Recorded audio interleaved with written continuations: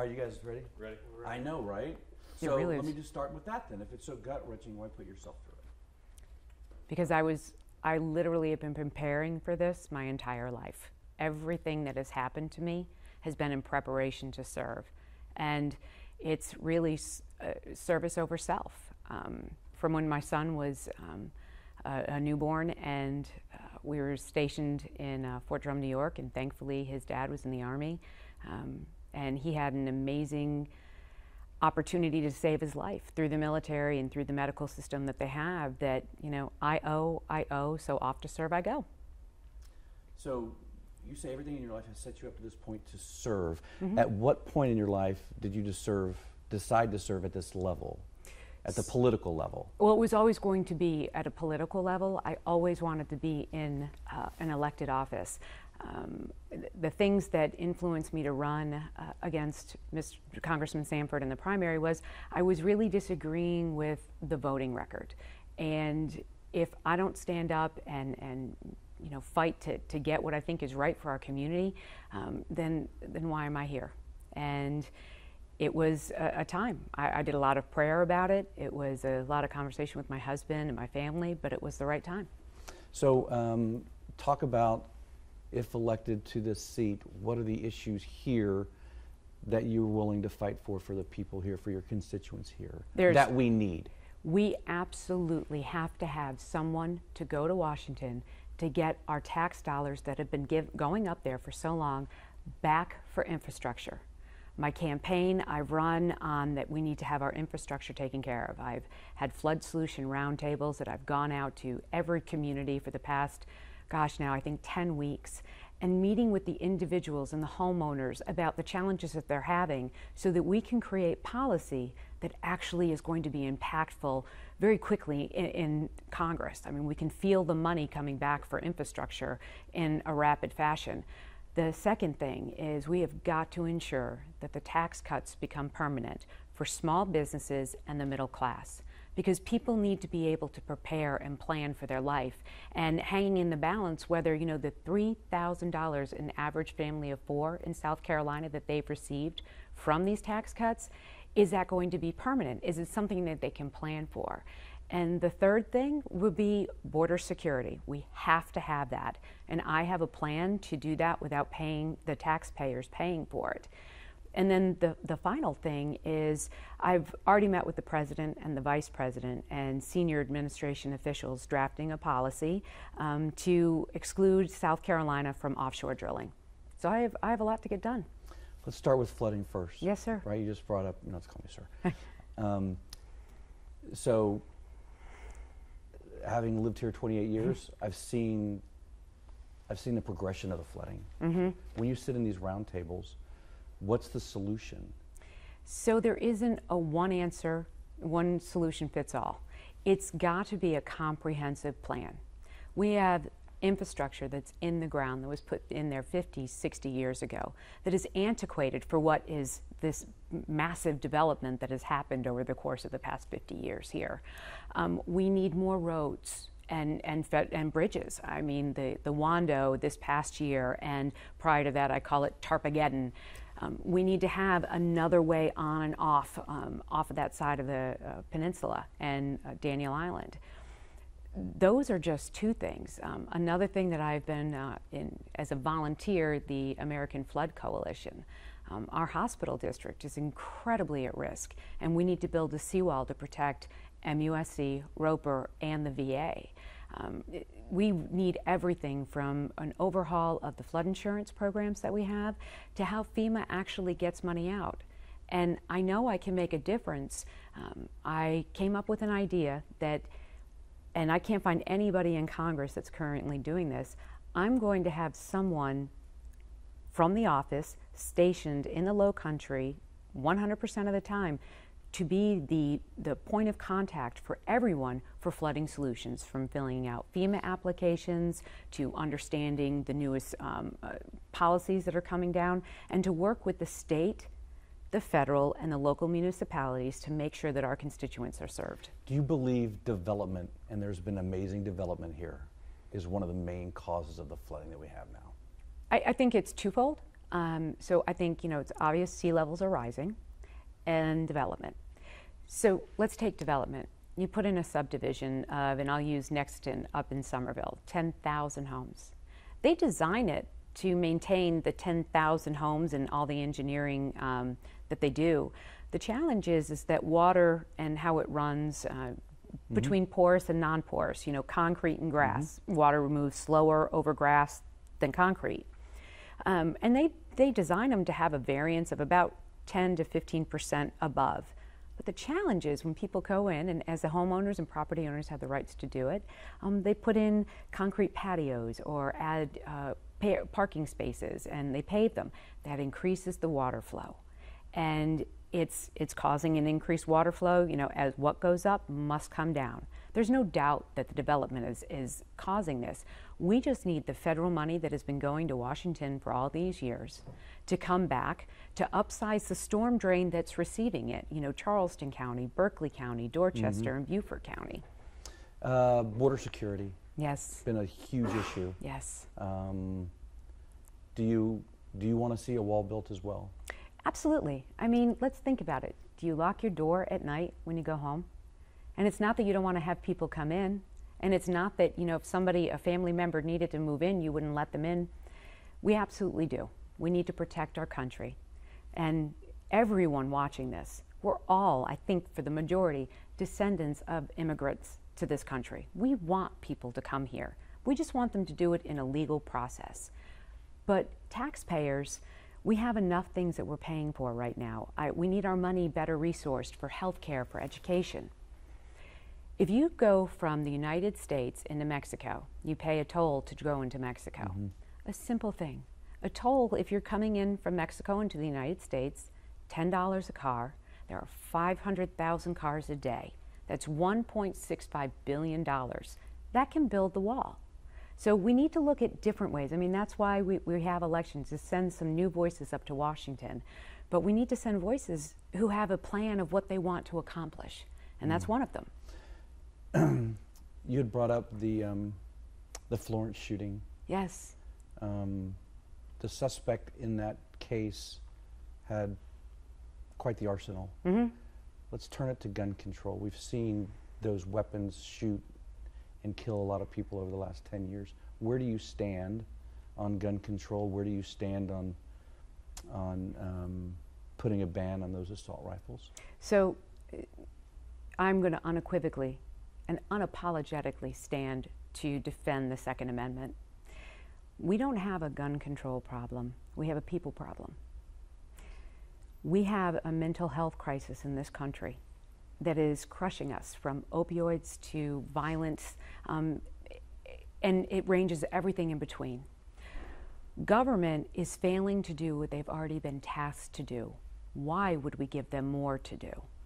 Complete the background checks. When we have somebody who's committed domestic violence, like in Texas, in the military, and it wasn't reported, if that was reported and done correctly on what they were supposed to do, he never would have gotten a gun. But the challenge is, and I do appreciate everyone's opinion, but law-abiding citizens don't shoot people. Why? The founding fathers of this nation created the Second Amendment for us to be able to protect ourselves from that exact thing. I think that we need to take and really look at our mental health crisis and look at and make sure that government is doing what they're charged to do. Background checks that don't get completed.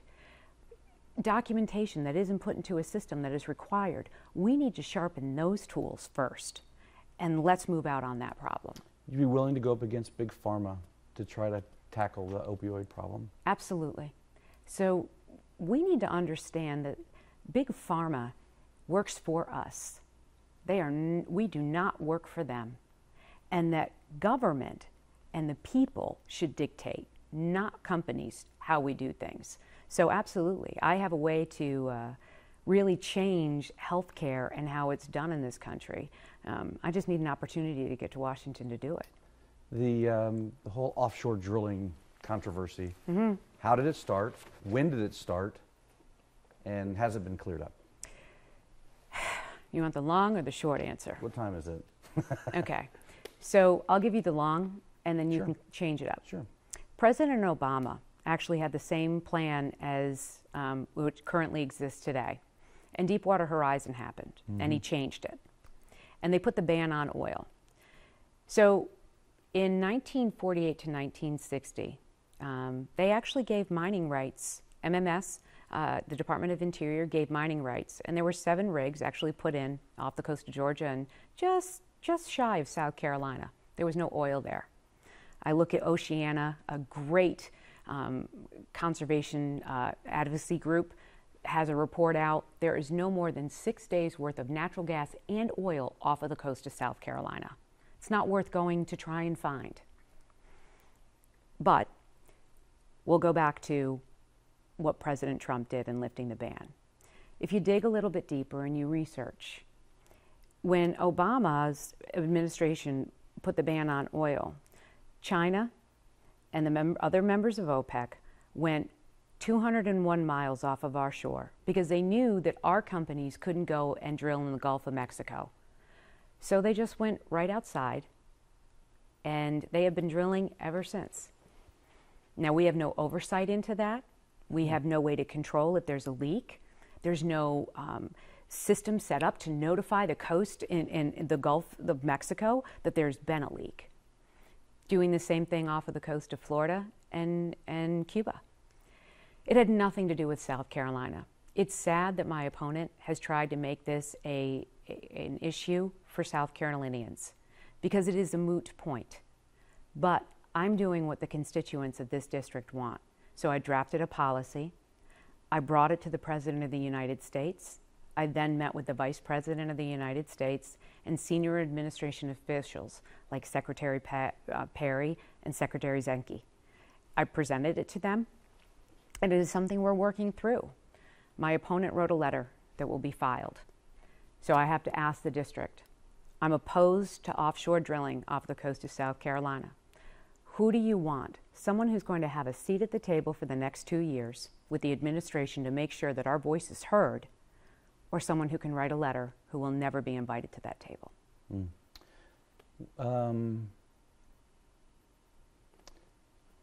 do you feel about the divide in this country? Do you feel like it's getting wider? Is it getting deeper? And if the answer is yes, how do you fix it? So I had 9 African American Democrats endorse me. And they did it because they wanted their voices heard, and they had felt that the issues that mattered, taxes, education, and infrastructure, weren't being heard because my opponent has been focused on offshore drilling. There's a horrible meme that came out which had these 3 of these gentlemen being lynched for having used their voice, for having used their right. I think that is the worst thing in our country right now. I think our polarization is because we have forgotten to be tolerant of each other and remember that this country was based on a 2-party system and that physical intimidation from anybody in any regard is unacceptable. I went to Washington for the inauguration for the 45th president. Now, I would have gone to inauguration if I was invited for Obama because it's the president of the United States. Think about that. Leader of the free world. And I was excited. And I didn't have a good seat. I sat in the way far back. It was rainy, it was cold. And I bought a hat to wear because it was cold, and it said Trump on it. And I was walking away from watching this moment in history, and I was spat on, and I was pushed, and I was shoved, and I was called the most horrific names by people who said that they were upset with the president for being intolerant. By women who were upset because they felt that he was a bully. So I think both sides have issues. In the State House in South Carolina, I worked across the aisle. I have a proven track record of doing it. I passed legislation that had been bouncing around the State House for years, 26 years on one case, where I look at every person we all have something to add. We just need to be able to listen to each other. I think that the rhetoric coming from Nancy Pelosi and Maxine Waters, Maxine Waters, when she said, walk up to people in public places and tell them, you're not wanted, we don't want you here anymore. Those are the exact same words that Dr. Martin Luther King started the civil rights movement based on, because someone of another race uttered those to someone else. Mm-hmm. That kind of rhetoric can't be tolerated. And this election, it's we need people who are going to go up there with cooler minds and a more open heart to make sure that the right things are done for this district. And I have a track record of doing that. But I look at the recent events here and, that meme being out there because someone wanted to say, I vote for her. Horrible. Mm-hmm. I agree. All right, a couple minutes left. Mm-hmm. I always hate that, couple minutes left. I got one question. Which one am I going to use? So, how did your accident change you as a person, and what was it that it changed in you?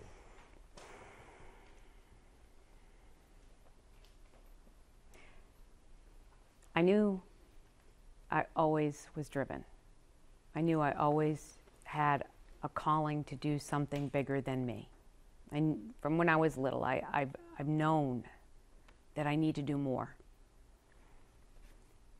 And the will to survive, from my son and dealing with special needs with him at birth, and he's perfect now and a wonderful man, married, working and living in Charleston, to taking care of my Doug, my wounded warrior, to taking care of both my mom and my grandmother in my home as they passed, with my sisters, because the medical and Social Security system is broken.